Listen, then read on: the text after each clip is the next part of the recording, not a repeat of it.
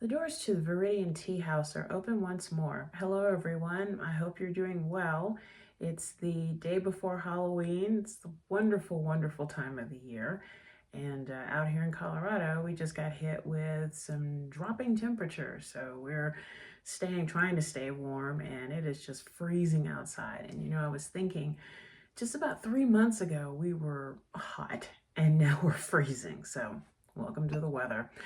Anyway, some news. I just want to say that this has been a wonderful and very busy farmers market season. Finally wrapped up on the 27th with the Outpost Country Market's Fall Festival.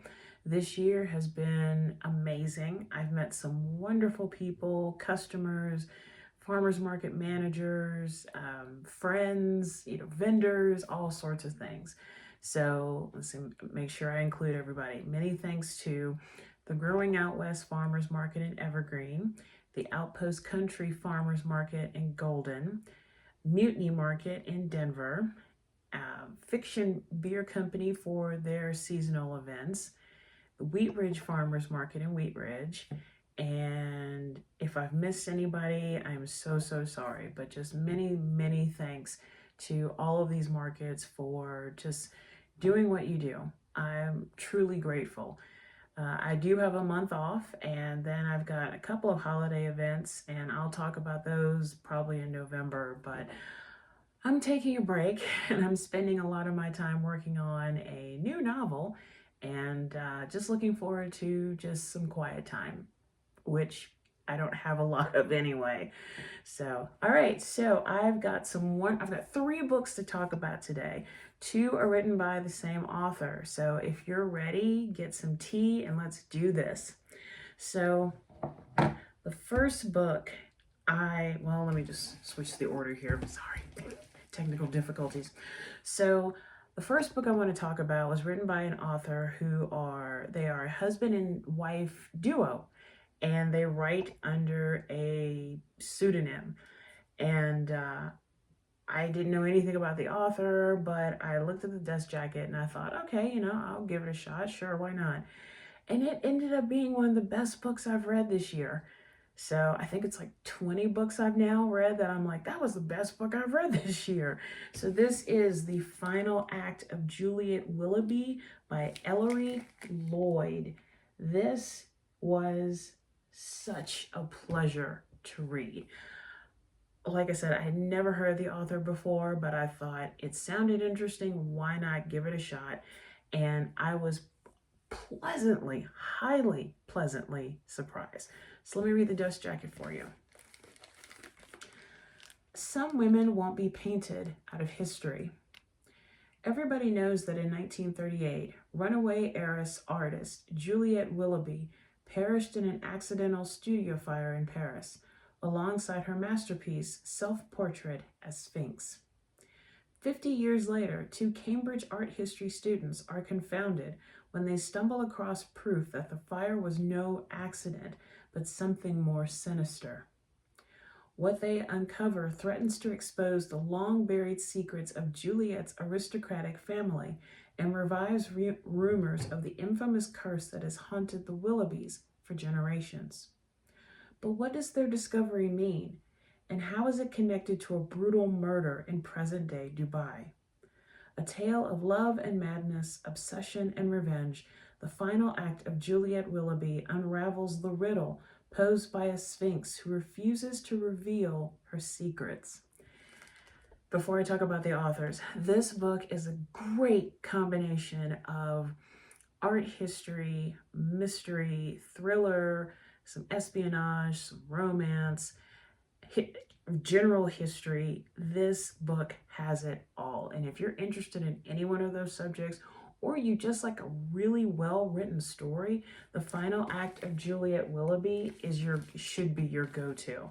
And about the authors, Ellery Lloyd is the pseudonym for the London-based husband and wife writing team of Colette Lyons and Paul Vlitos. Colette studied art history at Trinity College, Cambridge, and worked as a journalist and editor in Dubai and London. Paul is the author of 2 previous novels, Welcome to the Working Week and Every Day is Like Sunday. He is a professor of creative writing at the University of Greenwich. And I do want to say many thanks to Denver Public Library for having this book. But yes, this was one hell of a murder mystery. And as you're reading, the timeline does go back and forth and back and forth. So if you're not into that, you may not get into this book. But if you're into it, because each chapter gives you a few more pieces of the puzzle, and then another piece, and then another piece. And at the very end, when it all comes together, you close the book, or at least I did. I closed the book and I leaned back and I went, wow, that was fantastic. I love anything that deals with art history, especially art history and murder mystery, and this was a delicious combination of the two. So the final act of Juliette Willoughby by Ellery Lloyd does receive 5 pots of tea from Viridian Tea House. This really was an excellent read, and this kind of almost reminded me of the book Possession by A.S. Byatt, which sadly I've never read before, but I'm ready to give that a shot now. I think I'm ready. So many thanks to Ellery Lloyd for writing this book and all the other books. This was a triumph. This really was. And keeping on the same vein with Ellery Lloyd, after reading the final act of Juliette Willoughby, I was like, okay, you've caught me with the way that you write. You pull me into the story and you do not let go. What else do you have? So thanks to Arapahoe Library District, I was able to read The Club by Ellery Lloyd. And this different feel, but if you were a fan of the miniseries Death and Other Details on Hulu, which they canceled after 1 season, or Only Murders in the Building on Hulu, or just any kind of murder mystery that takes place kind of like a locked room kind of mystery thing, The Club is for you. So let me read the dust jacket for you. From the author of People Like Her comes a smart and sinister, I love sinister, murder mystery set in the secretive world of exclusive celebrity clubs. There's no place like home. The Home Group is a glamorous collection of celebrity members clubs dotted across the globe where the rich and famous can party hard and then crash out in its 5-star suites, far from the prying eyes of fans and the media. The most spectacular of all is Island Home, a closely guarded, ultra-luxurious resort just off the English coast, and its 3-day launch party is easily the most coveted A-list invite of the decade. But behind the scenes, tensions are at a breaking point. The ambitious and expensive project has pushed the Home Group's CEO and his long-suffering team to their absolute limits. All of them have something to hide, and that's before the beautiful people with their own ugly secrets even set foot on the island. As tempers fray and behavior worsens, as things get more sinister by the hour, and the body count piles up, some of Island Home's members will begin to wish they'd never made the guest list. Because at this club, if your name is on the list, you're not getting out. This was another one hell of a ride, and you get different perspectives. I think it's like 4 or 5 different perspectives, but you're watching all of it unfold, and it was very much like a Greek tragedy with lots of blood and sinister details. But this one had the secrets until the very end, and then you think, wait, are they really gonna do this? And then I thought, oh, they did. Oh, that was nasty. That was horrible. I loved it. I loved this book. And as you can see, it's on Reese's book club, Reese Witherspoon. But like I said, if you're into murder mysteries that involve famous wealthy people who die horrifically, like Knives Out, if you've watched the Knives Out movies, The Club is perfect for you. I think I read this in 1 day. I think I did, because I think I got up to use the bathroom and eat, but I could not put this down. I wanted to know what was going on, who got killed, Why were they killed? How were they killed? And what happens the next day? So all of that is in this book, and it is absolutely fantastic. So The Club, once again by Ellery Lloyd, does receive another 5 pots of tea from Viridian Tea House. You know, I realize recently I love horror. You know, I'm into goth. I love spooky, creepy things, but then I have to take a break from it. But with murder mysteries, I could just eat it like ice cream. I really could. What does that say about me? I have no idea. But many thanks to Ellery Lloyd for The Club and the final act of Juliette Willoughby. These were 2 fantastically written mysteries that will keep you guessing till the very end. So many, many thanks. And now for the 3rd book. This was written by an author never heard of, and this is from Arapahoe Library. And I thought, you know what, I'm just going to go ahead and give it a shot. Sure, why not? And when I read it, I was blown away, and I could not put it down. You see a trend here, but this took a different spin, but still absolutely wonderful, wonderful read. And that is The Lost Family by Jenna Blum. This was a great historical novel, and as you watch the characters grow old and make changes and decisions and have regrets and moments of romance and moments of loss and regret, you know this is one hell of a story. So let me read the dust jacket for you. In 1960s Manhattan, patrons flocked to Masha's to savor its brisket Wellington and impeccable service, and to admire its dashing owner and head chef, Peter Rashkin. With his movie star good looks and tragic past, Peter, a survivor of Auschwitz, is the most eligible bachelor in town. But he does not care for the parade of women who come to the restaurant hoping to catch his eye. He has resigned himself to a solitary life. Running Masha's consumes him, as does the terrible guilt of having survived the horrors of a Nazi death camp, while his wife, Masha, the restaurant's namesake, and 2 young daughters perished. Then exquisitely beautiful June Bouquet, an up-and-coming young model, appears at the restaurant, piercing Peter's guard. Though she is 20 years his junior, the 2 begin a passionate whirlwind courtship. When June unexpectedly becomes pregnant, Peter proposes, believing that beginning a new family with the woman he loves will allow him to let go of the atrocities of the past, even though he cannot forget all that he has lost. But over the next 20 years, the indelible sadness of those memories will overshadow Peter, his new wife June, and their daughter Elsbeth, transforming them in shocking, heartbreaking, and unexpected ways. The tale of a husband devastated by a grief he cannot name, a frustrated wife struggling to compete with a ghost she cannot banish, and a daughter sensitive to the pain of both.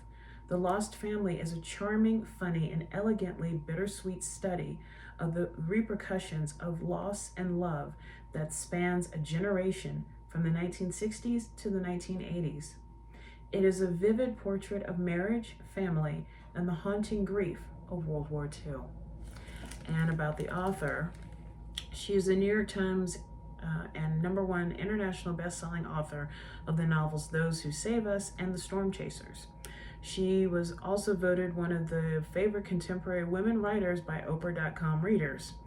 Jenna is based in Boston, where she earned her MA from Boston University and has taught fiction and novel workshops for Grub Street writers for 20 years. This was an amazing historical tale, and you were carried along in those 20 years through so many people's lives. The loss and the grief, the chance to love again. What happens when you neglect that love? What happens when you are desperate to find that love? All of these questions and so many more in The Lost Family, but I didn't know anything about the author, but I thought, give it a shot. It sounds really good. And I was, just like with Ellery Lloyd, I was happily, pleasantly surprised. So if you are into historical fiction, if you are into Jewish literature, or again, if you just like a well-written story where you're reading and then you look up and it's like midnight and you're supposed to be in bed a couple hours ago, but you just want to read one more chapter because you just want to be within these pages just a little bit longer, The Lost Family is for you. And it does receive, trifecta here, 5 pots of tea from Viridian Tea House. So many thanks to Jenna Blum for this excellently and brilliantly and sobering realistically story. I felt like I was right there. I really was. And it was cringy at times, but overall, what a beautiful, beautiful story about the lost family. So many thanks. So getting to the tea portion today, I don't have any tea to review, but I do have some tea news on my end with my company. So I have recently partnered up with an author, and I will be making a tea blend for one of his books. That's all the details I'm going to give right now. I will have more details in a very soon future video, so stay tuned. And then I will be working on another tea blend for one of my books called Ceylon Tea on Thursday. And the ingredients are going to be Ceylon tea, lemongrass, ginger, and blueberries. So hopefully it'll be ready to roll this weekend or maybe next week. But once again, when I have it, I will be talking about it on a future, very soon future Viridian Tea House video. So for right now, I'm just enjoying one of my all-time favorite teas. This is a Tea Guan Superior Oolong tea from Kucha House of Tea. One of the things, well, my all-time favorite tea is a milk oolong from Taiwan. But one of the things about an oolong that I like is it's all about the rolling of the leaves that gives it that distinct taste and flavor. And then it's really, really nice if you can put the tea in some kind of like a glass teapot or a clear infuser to watch the little pearls just unfold, kind of like magic, just beautiful, quiet magic. And this is some of the tea guanyin leaves after they've unfurled, if you can kind of see that. But yeah, beautiful leaves and still, oh, the smell is heavenly. You know, I love all kinds of tea, herbal tisanes, the whole gamut, but there's nothing quite like an oolong for me. I will choose an oolong over any other, honestly. Well, I do like jasmine green, but an oolong just sends me to the moon and back. So from me to you, a little bit of tea guanyin oolong.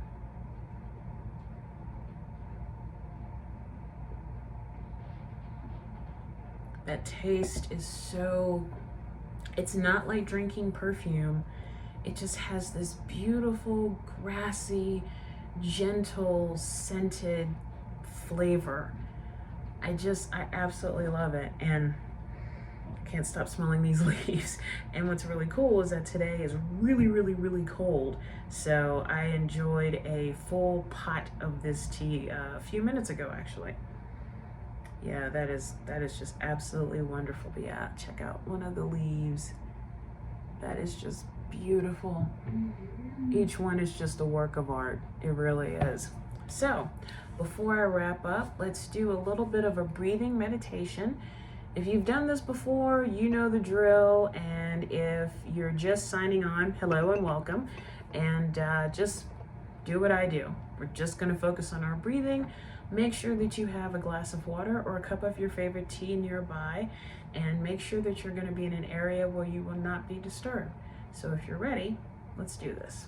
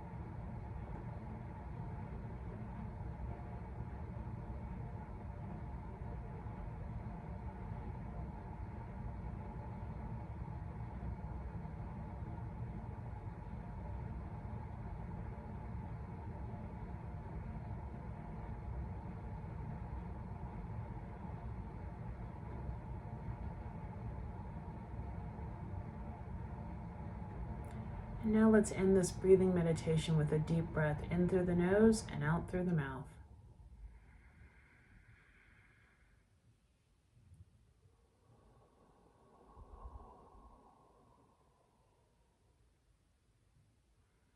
Slowly open your eyes or allow your eyes to come back into focus. And now let's have a sip of our water or tea.